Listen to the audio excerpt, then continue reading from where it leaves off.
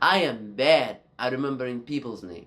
I am not a morning person. I'm always late. If you say things like this, you're not just describing yourself. You're reprogramming yourself to stay that way. And this is the exact reason why most people fail to change their habits. In this video, I'm gonna break down the first chapter of Atomic Habits by James Clear and show you how small changes in your beliefs can completely change your life.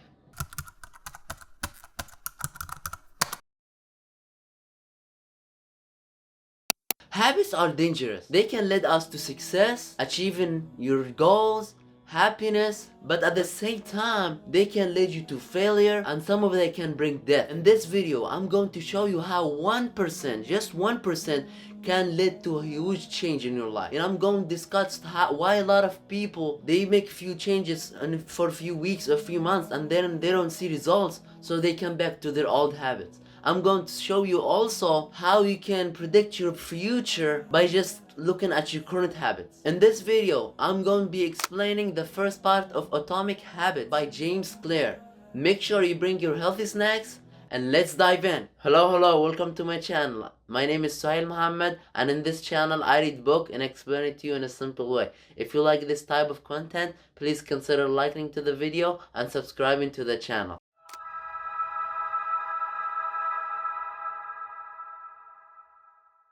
In 2003, a new performance coach called Dave Brailsford have been hired. This coach, what separates this coach from others, that his commitment to a strategy called the aggregation of minor gains. He focuses on breaking everything and improving it by just 1%. Dave and his coaches start improving everything that related to cycling and improving it by just 1%. They redesigned the seats to make them more comfortable. They rubble alcohol on the tires for a better grip. They determined which pillow that determines best night's sleep. They also tried different massage gels that led to the fastest muscle recovery. Dave and his coaches did not stop over here. They continued to find 1% improvement. They hired a surgeon to show team the best way to wash their hands to avoid any chances of getting any cold. They even painted inside team's truck white to spot any dust or any dirt. After 5 years, the small improvement have accumulated to a big change. After just 5 years from improving 1%, the British cycling team have won 60% of Olympic gold medal. They also win the Tour de France 5 times in a considerable time. So what happened? How did an ordinary team, how did they used to be average and now they are winning and then making all these achievements? Well, the secret is hiding in here. We put pressure on ourselves to make some earth-shattering improvement that everybody will talk about. Meanwhile, we tend to forget that small action that, if done consistently, can make a huge change. Let's say you're flying from Los Angeles to New York and the pilot of the plane adjusts the head of the plane 3.5, so small unnoticeable change before taking off can lead to a huge change. So after they take off, they land on Washington DC instead of New York. You see, same thing with our habits, but they can lead to enormous change. It doesn't matter how successful or unsuccessful you are right now. What matters is, are your habits putting you towards success or failure? We often dismiss the value of small action because we don't see results fast. When you go to the gym for a few days and you save a little each month, you're still not a millionaire. When you read a little bit, you still haven't developed the skill. Habits needs time to form. Let's say you sit in a cold room and there is an ice cube in front of you and it's currently 25 degrees and you can see your breath. 26 degrees, 27 degrees, 28 degrees, still nothing's happened for the ice cube. 29 degrees, 30, 31, still nothing's happened for the ice cube. 32, the ice cube begins to melt. Does that mean all the decrease in the degrees that happened before all wasted? No, they're simply being stored. Same thing with our habits. We think we going to see results as a linear, but in fact it's like this. It's like a curve, and the most disappointing part is at the beginning, where you don't see literally any results or any change. That's why a lot of people, they quit at the beginning. But if you can motivate yourself to continue and push yourself to continue to go through this point, and then you are going to see results at certain point. Just like the ice cube, when it increases from 25 to 31, nothing's happened. It seems like there is no change is happening. But after the ice cube breaking point where it reached 32, the ice cube begins to melt. So same thing with our habits. We need to give habits enough time until we see the certain point where we see results. Here's another example. A bamboo tree spent 5 years underground spreading its roots, and it extends tall in just 2 weeks. So it doesn't matter how successful or unsuccessful you are now. What matters is, are your habits putting you towards success or failure? Let's say you are a millionaire and you spend more than you earn each month, and you are not going to end up well. Same works with the opposite. Let's say you are broke, but you save a little portion of your income each month, then you are eventually gonna become rich at the end. So eventually focus on your current habits. If you want to know or predict what you're gonna have in the future, or what you're going to be, all you have to do is look at your current habits. Are you making it out to the gym each week? Are you saving a little portion of your income each month? Are you reading a little bit each day? All these small improvements can lead to a whole different destination. Just like the airplane, when the pilot adjusted 3.5 degrees south, it leads to a whole different destination. So be careful with your habits, and don't underestimate the small habits. Don't underestimate, because these small habits are the one that's gonna lead to the success that you're looking for and the discipline that you're looking for. When I get rich, I will be happy. This kind of thinking, when it takes over, it turns off your happiness now. And when you didn't, if you did not achieve your goal, you are going to feel disappointed. You have to turn on your happiness on.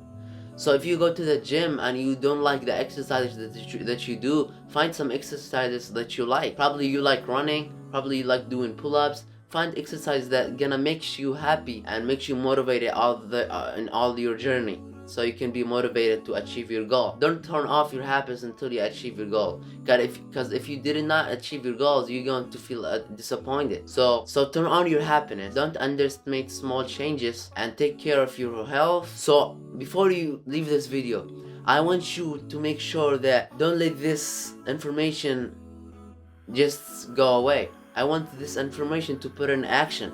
So look at your whole life and see which habits are leading you to the good path or bad path. Because time can be your friend or your enemy. So be careful.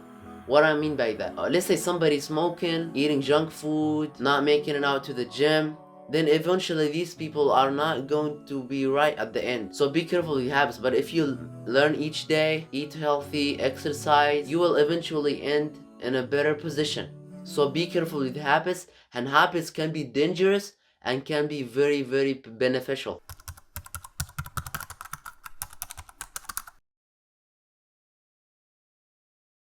Why is it easy to repeat a bad habit and it's so hard to create a new one?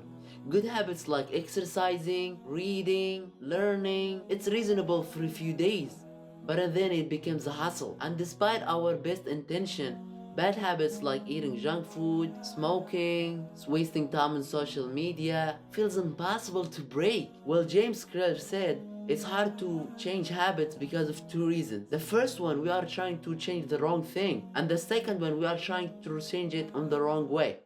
Hello, welcome to my channel. If you're new to this channel, my name is Suhail Muhammad, and in this channel I read book and explain it in a simple way. So if you like this type of content, please consider liking to the video and subscribing to the channel.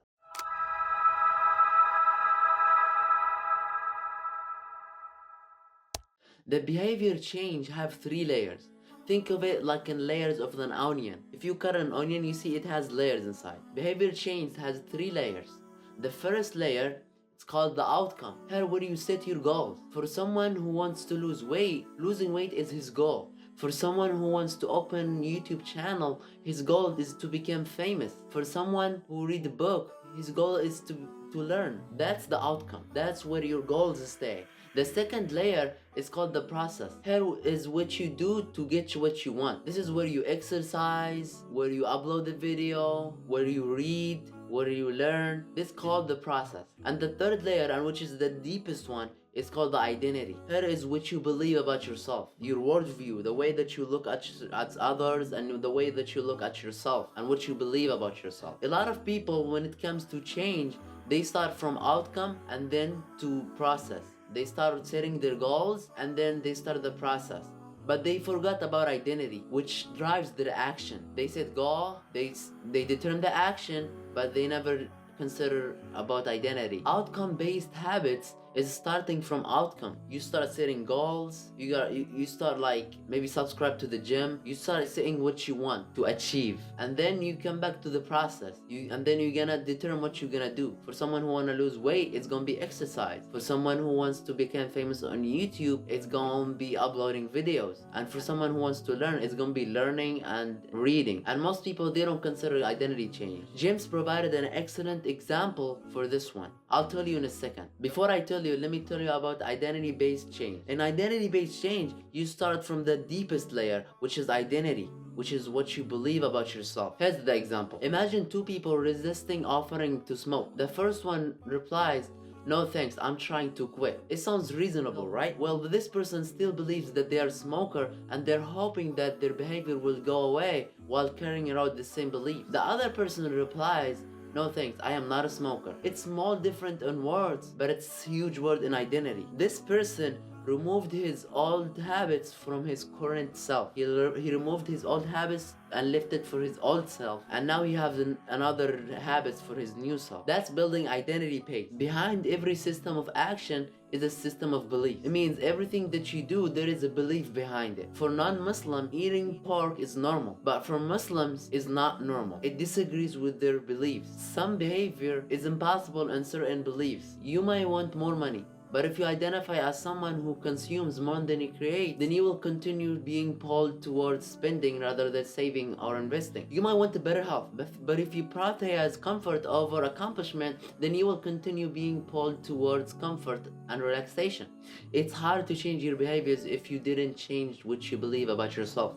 You have a new goal, a new plan, but you haven't changed who you are yet. The story of Brian Clark, an entrepreneur from Boulder, Colorado, is a perfect example for this. Clark had a bad habit, which is chewing his fingernail. It started as a nerves habit when he was young, and it became an undesirable habit. Clark did something surprising. He asked his wife to schedule an appointment at the manicure. He thought if he started paying to maintain his fingernails, he will never gonna chew them again. It worked, but not as expected. Clark, the manicure worker made his fingernails looks very healthy and very nice, and he told Clark that you have really healthy nails. Instead of chewing them, you gotta take care of them. Clark said he never chewed his fingernails ever again because he felt proud about his nails. When pride involves with your habits, you will fight tooth and nail to maintain it. If you are proud of your hair, you will develop every sort of habit to maintain it. If you are proud of your size of your bicep, you will never skip an upper body workout. When you reach the level when you see results and you love the process of your habits, it becomes part of your identity.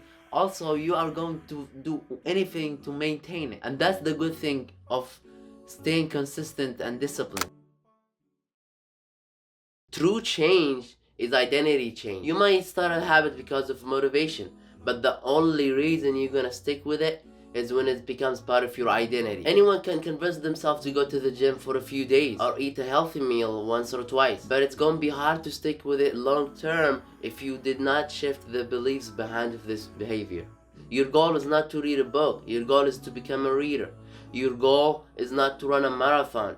Your goal is to become a runner. Your goal is not just to eat healthy. Your goal is to become healthy. Habits is the reflection of your identity. You act like the person that you believe you are. What I mean by that? Scientists discover that people who identify as voters are more likely to vote than people who just want to vote. Think about it. If you're an athlete, you're not going to convince yourself to go to the gym every single day. Doing the right thing becomes part of who you are, and that's how identity controls your habits. When identity becomes part of who you are, it becomes easy to do it. If you are a reader, reading a book, it becomes easy. You don't have to convince yourself every single day to read. Reading, it becomes easy, it becomes part of who you are. If you are a YouTuber, uploading a video each week is gonna be easy because it becomes part of who you are. And that's what we want to happen. We want to change our identity so we can control our habits. Identity change is a powerful tool to work for you when you focus on improving yourself, to get better and better. But also it can work against you when you believe negatively about yourself. What do I mean by that? As an example, a lot of people say, I am not a morning person. I am bad with technology. I'm terrible with math. I'm bad at remembering direction. When you repeat these stories for yourself over and over, it's easy to believe them as a fact. And that's the danger about it. Because when you believe that you are not a morning person and you try to become a morning person, it's going to be hard for you. So you have to change your identity first and then change what you do. Your brain is like a kid. Whatever you tell it, it's gonna believe. If you keep talking to yourself negatively, your brain is going to prove that. It's gonna look at every proof and see where is it and gonna prove it that you are not that, and it's gonna avoid any habits that's gonna change the negative belief. So be careful. Here is one tool that can change your entire identity so you can control your habit. To change your identity, you have to repeat the habit enough time. When you repeat a habit enough time, it's going to become part of your identity. Think about it. Every time you organize your bed, you embody a person who is organized. Every time you exercise, you embody an athlete. Every time you read a book, you embody a reader. Every time you upload a video, you embody a YouTuber. So the more that you repeat the habit, the more evidence you have to prove that this is the type of person who you are. You see? And that's powerful. Have you ever wondered how we actually learn? No. I'm not talking about learning in school and stuff. I'm talking about how we actually learn and get the information, and how our brain function and literally use the information and scans everything to find the solution and save it for next time. Have you ever think about that? In this video, I'm going to explain the third part of Atomic Habits by James Clear. Make sure you bring your healthy snack and let's dive in.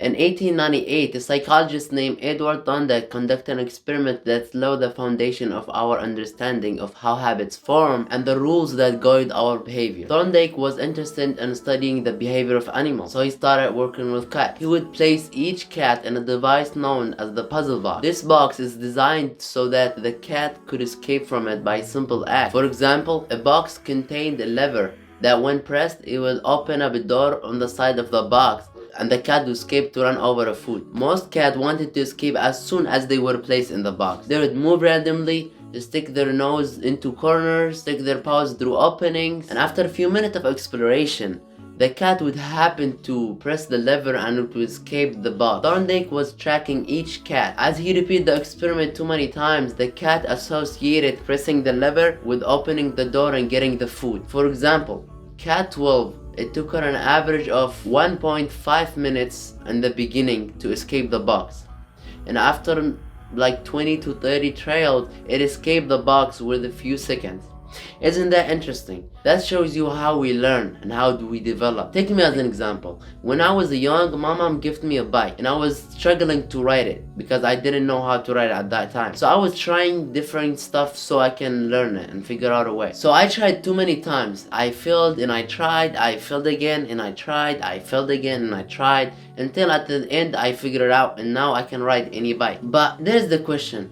Why do our brain create habits? That's an excellent question. Habits is a behavior that repeated enough time to become automatic. Let's say you have a problem. Let's say you feel anxious and you discover that going for a run calms you down. Or let's say you come from a long day of work and you find out that playing video games relaxes you. You discover until you find out a way. When you discover, like when you look for the solution, while you finding the solution, your brain is highly active and it receives tons of information. And when you find the solution, like going out for a run to calms you down, your brain is gonna save the solution for next time. So next time you feel anxious, you just go for a run. You don't have to think about what other options or what other solutions. You just go to run. And that's the reason why our brain builds habit. It builds habits so it can save time and effort. Here's the interesting thing about habit. Habit does not restrict freedom.